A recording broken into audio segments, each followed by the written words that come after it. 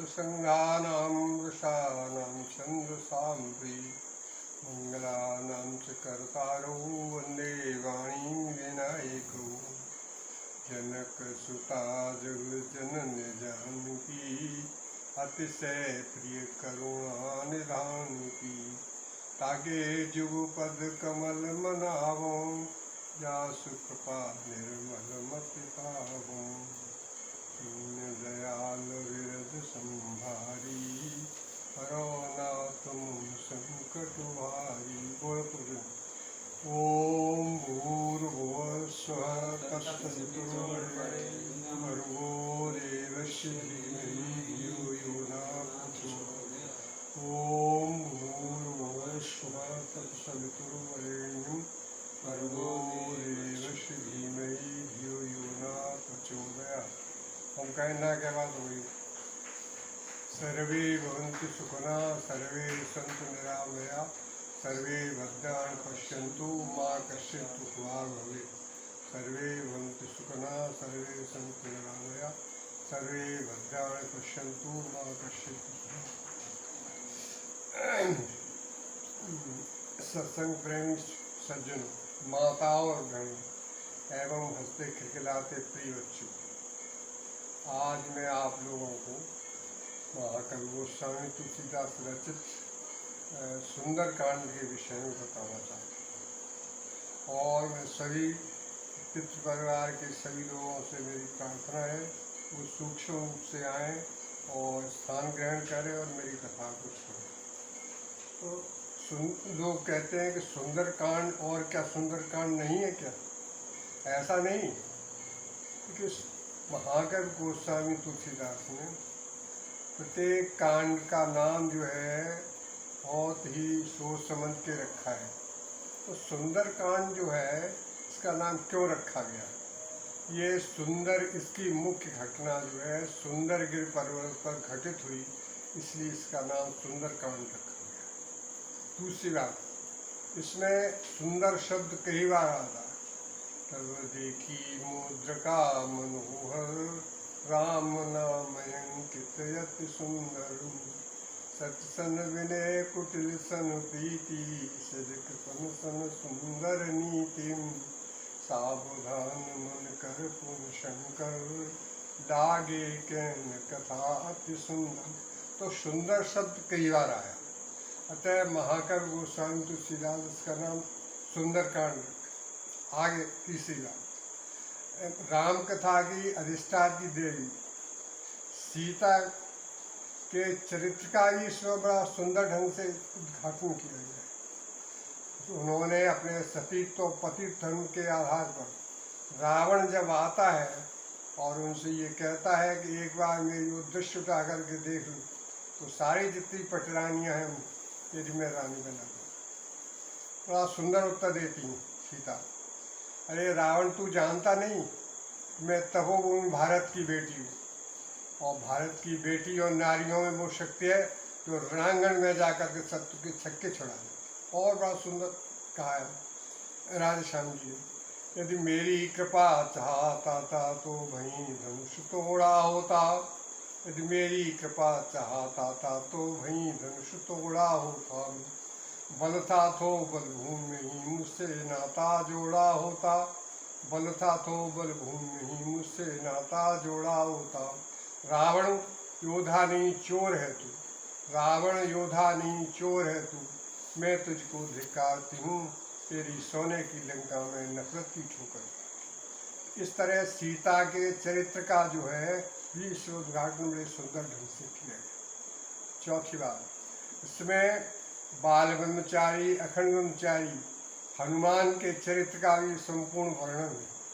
हनुमान परोपकारी हैं, निर्भय हैं, निर्भीक हैं, निडर हैं और भगवान श्री राम के भक्त हैं, इसलिए इसका महत्व और भी बढ़ जाता है। आगे ये गीत काव्य की दृष्टि से भी सुंदरकांड बहुत अच्छा है और छोटा है, इसलिए जो है इसका नाम महाकवि गोस्वामी तुलसीदास ने सुंदरकांड। अब देखिए हमारी कथा में कई चीज़ें हैं कि जैसे मानस की उसकी कुछ बातें हैं वाल्मीकि रामायण, रामचरितमानस और जय हनुमान और रामचंद्र का आज जिससे लोग संदेह न करें। तो ये सारी चीज़ें बीच बीच में आती हैं। अब देखिए मुख्य विषय पर हम आते हैं। सुंदरकांड की कथा को समझने के लिए किष्किंधा कांड के अंतिम चरण पर विचार करना पड़ेगा। जब भगवान श्री राम ने बाली को मार करके सुग्रीव का काम कर दिया, राजा बना दिया और अंगद को युवराज बना दिया और ये कहा कि मेरे कार्य को आप नहीं भूलेंगे, अर्थात सीता की खोज जल्दी से जल्दी कराएंगे। लेकिन राजमत में आकर सुग्रीव भूल गए। तो और इधर फिर वर्षा ऋतु आ गई। अब भगवान श्री राम क्या कह रहे हैं कि घन घमंड गरजत घन घोरा और प्रियाहीन डरपत मन मोरा। घन घमंड गरजत घन घोरा और प्रियाहीन डरपत मन मोरा, लक्ष्मण जी से कह रहे हैं। और एक बार के सुध पाऊं सीते खोज निमिष में लाऊं, कैसे मुझे पता लग जाए तो सीता को क्षण में ढूंढते जाए।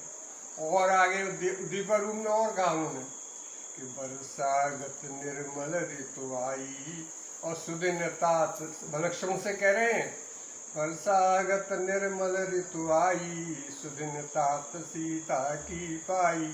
इस तरह से भगवान श्री राम जो है वो लक्ष्मण से गए और लक्ष्मण से ये कहा कि तुम भय दिखाए ले आवो तात सा सुग्रीव, सुग्रीव को भय दिखा करके तुम ले आओ। समझे?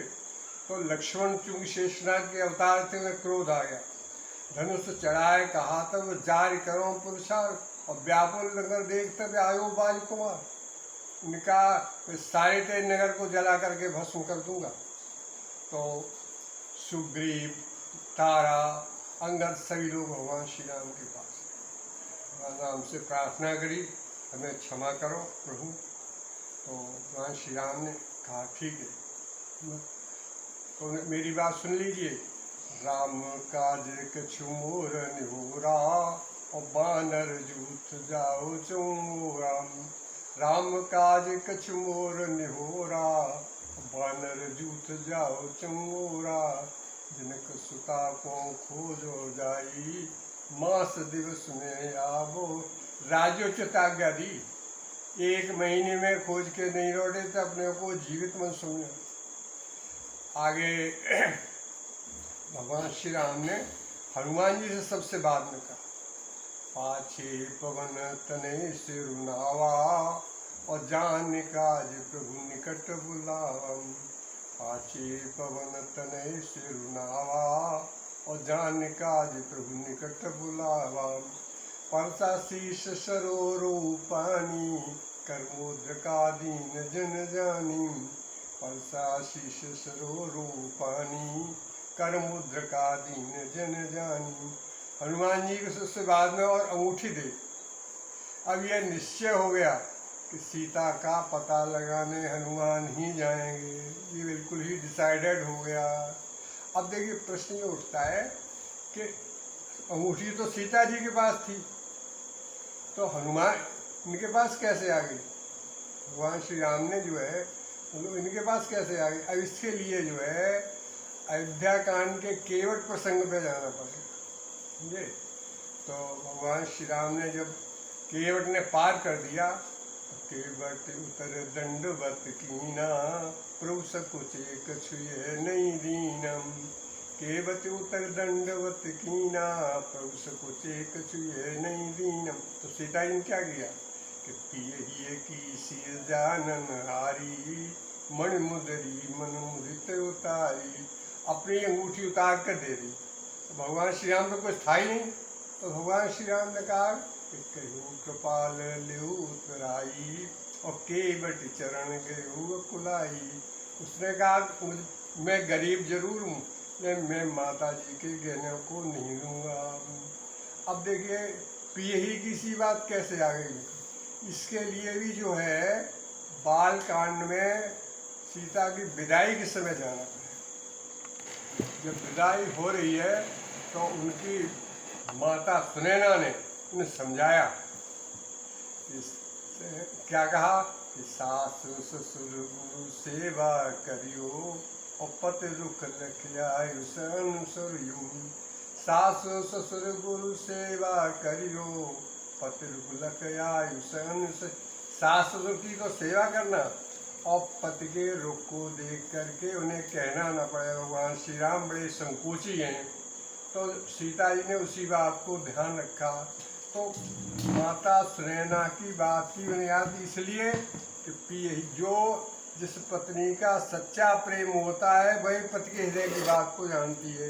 इसलिए यही की सिय जानन हारी और मन मुदरी मन मुझ उतारी, इस तरह से ऊँची उतार कर दे दिया। अब देखिए फिर हम मुख्य प्रसंग पे आते।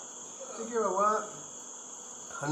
भगवान श्री राम ने एक बात और कही हनुमान जी को, बहु प्रकार सीते समझायु कहे बल बिरे तात तुम आयु। बहु प्रकार सीते समझायु कहे बल बिरे तात तुम आयु। सीता जी को अच्छी तरह समझा देना, भगवान श्री राम बलशाली हैं, योद्धा हैं, रावण को मारकर तुम्हें ले जाएंगे।